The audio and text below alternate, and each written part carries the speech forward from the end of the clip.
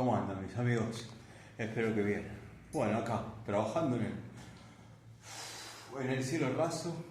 De más está decirle que soy Tepanchejo Videos.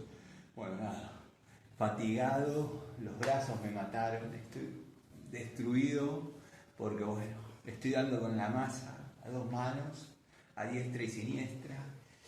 Ay, bueno, nada, les dejo un dato al pasar.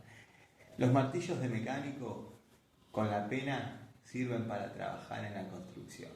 Se los dejo al pasar, con que a uno solo le sirva, ya está, yo me doy por bien pagado.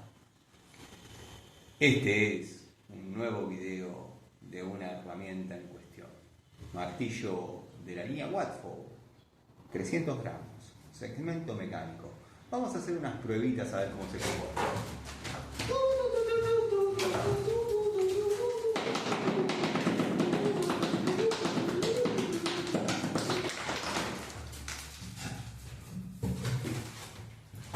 Bueno,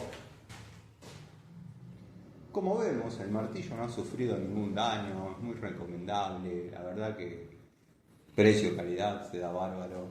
Déjenme en los comentarios si ya lo conocen, si ya lo habían usado, lo comercializa Watford o lo vende Watford, no sé, y le doy un agradecimiento a los amigos de Tools o Bluetooth, o bueno, el que me lo haya mandado.